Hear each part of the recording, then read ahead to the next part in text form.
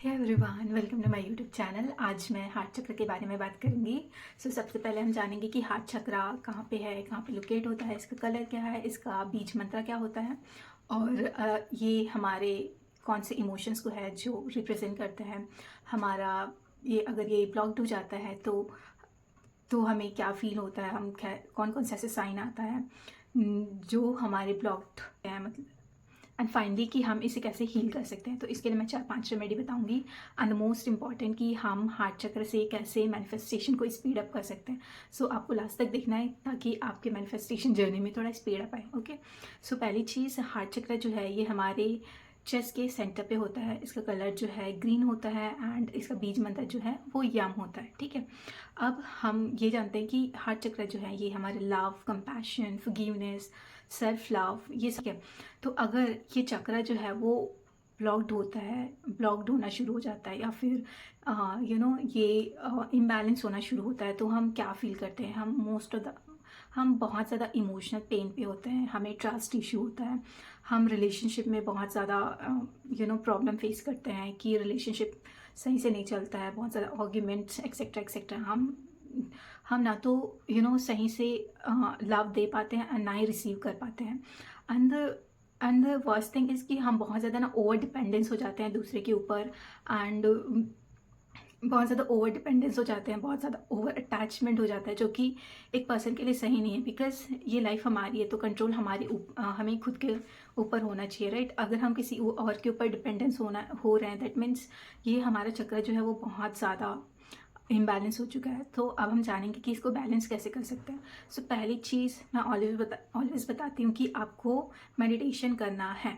तो आपको green light को देखना है जो कि धीरे धीरे बड़ा होते जा रहा है एंड बहुत ज़्यादा ग्लो कर रहा है, राइट। तो आप जैसे जैसे इस सॉफ्ट ग्रीन लाइट को देखेंगे ना तो वैसे वैसे आपको यहाँ पे हार्ट सेंटर पे देखना है। ठीक है, हार्ट सेंटर पे आपको इमेजिन करना है, विजुलाइज करना है कि एक ग्रीन सॉफ्ट लाइट है जो बहुत ज़्यादा ग्लो कर रही है, धीरे धीरे बढ़ रही है एंड आप उसके थ्रू बहुत हील हो रहे हैं। ठीक है, उसके थ्रू आपको जो भी आपका इमोशनल पेन है वो आपसे दूर हो रहा है और आपके अंदर जो लव है, कंपैशन है, सेल्फ लव है, ये सब कुछ आपके अंदर आ रही है और आप एक्चुअली में एक अनकंडीशनल लव को फील कर पा रहे हैं, ऐसा आपको इमेजिन करना है। एंड द सेकेंड इज़ हमें forgiveness प्रैक्टिस करना है, not just for others but for art self also. Because हम forgiveness का मतलब हम यही सोचते हैं कि हम दूसरे को इतना ज़्यादा मतलब गलत किया है बट उसके बाद भी हम उसको forgive कर रहे हैं, बट ऐसा नहीं है। forgiveness हम खुद के लिए करते हैं एंड इसके लिए बेस्ट मेथड है होपोनोपोनो। आप इसको करो बिकॉज ये होपोनोपोनो जो है वो सबसे मैजिकल, सबसे पावरफुल टूल है जो आपको आपके हर एक लाइफ में जहाँ पे भी आपको प्रॉब्लम है ना वो उसको हील कर सकता है। इट जस्ट कि आप उसको अपने हैबिट में लेके आओ एंड आपको मेडिटेशन के टाइम अगेन उसको धीरे धीरे बोल सकते हैं कि I am sorry, please forgive me, thank you, I love you, please. उसको आप ब्लेस कर रहे हो और उस पेन को जो है आप रिलीज कर रहे हो। तो धीरे धीरे आपको सेल्फ टॉक करना है एकदम स्लोली, ताकि आपको खुद को भी हैवी ना लगे एंड आप अपने सबकॉन्शियस माइंड को, आपके जो इनर चाइल्ड है, आप उनको कन्विंस कर सको कि हाँ अब सब कुछ ठीक है, अब सब कुछ नॉर्मल है एंड आप हील हो सकते हैं।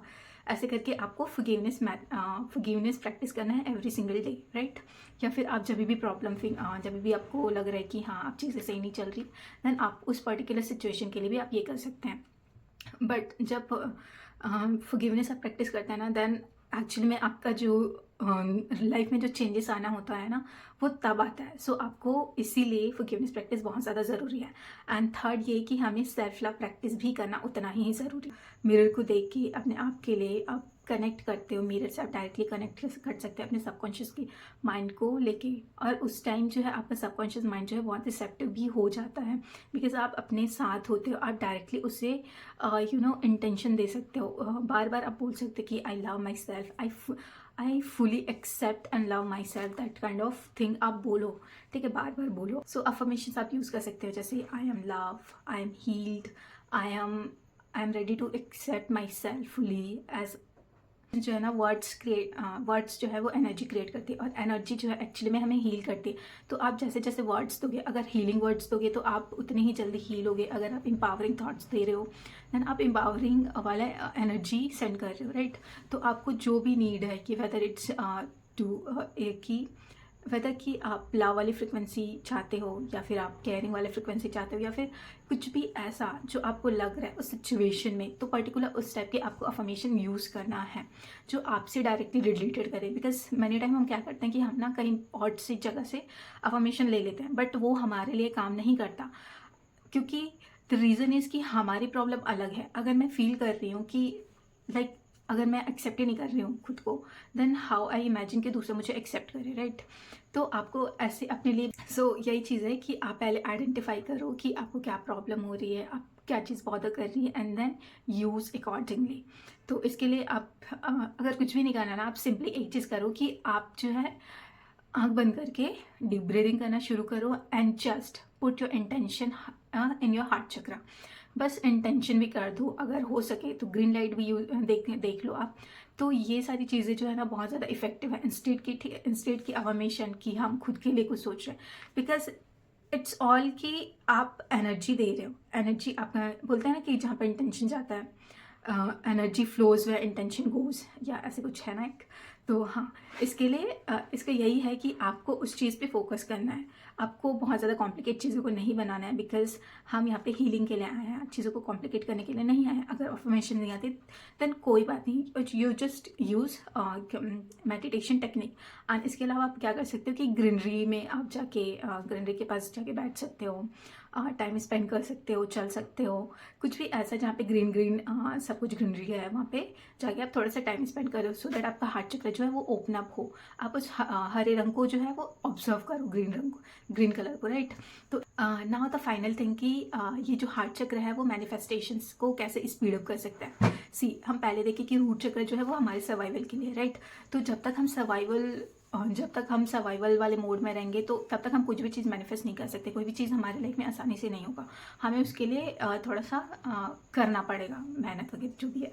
तो आपको पहले ये करना है कि आपको रूट चक्र को बैलेंस करने के लिए रूट चक्र बैलेंस करना है, एंड देन एक्शन के लिए आपको मणिपुर चक्र को बैलेंस करना है। एंड द थर्ड कि मैनिफेस्टेशन में मोस्ट इंपॉर्टेंट ये होता है कि आपको कोई चीज़ चाहिए तो हमें क्या बोलते हैं कि आप पहले उसे फील करो, राइट? तो फील कब होगा? अगर वो चीज़ हुआ ही नहीं है तो फील कैसे होगा, ऐसे हम सोचते हैं, राइट? बट ऐसा नहीं है। जब आपका इंटेंशन प्योर होता है ना, आप सही चीज़ों जब आपका इंटेंशन प्योर होता है, आप हील होते हो ना, तो आप जो थोड़ा सा भी इंटेंशन रखते हो ना वो भी पूरा होने लगता है। तो दैट्स हाउ इट्स वर्क। तो आप जब हील होता है तो आपके अंदर एक ग्रैटिट्यूड वाला फीलिंग जो है ना वो आता है। जैसे आपका हार्ट चक्र हील हो गया, then you suddenly feel unconditional love, you feel like आप ना छोटी छोटी चीज़ों के लिए एकदम ग्रेटफुल होना शुरू हो जाओगे। तो ये जो ग्रेटफुल वाली थिंग है ना, वही आपके मैनिफेस्टेशन जर्नी को आगे लेके जाता है। तो आपको ग्रैटिट्यूड में लेके ये जो चक्रा जब इस चक्र को आप बैलेंस कर लेते हो ना, then you come into gratefulness. Then start जहाँ से आपका जो मैनिफेस्टेशन जर्नी है वो स्टार्ट होती है। दे भी नहीं सकते एंड रिसीव भी नहीं कर सकते। दैट्स वाई हमारी जो रिलेशनशिप है उसमें प्रॉब्लम होती है। तो हम जब हम इसे बैलेंस करना शुरू करते हैं ना, तो अब हम जो है हम लव की फ्रिक्वेंसी भी वाइब्रेट करने लगते हैं, एंड हमारी जो वाइब्रेशन है वो हाई हो जाती है। तो अगर आप हाई वाइब्रेशन में है, मतलब आपकी जो आपके साथ नहीं होगी, and it's all a pattern and habit जिसे आपको कॉन्शियसली ठीक करना पड़ेगा। एंड ये So thank you so much guys for watching my video till the very end, and do like, share and subscribe to my channel.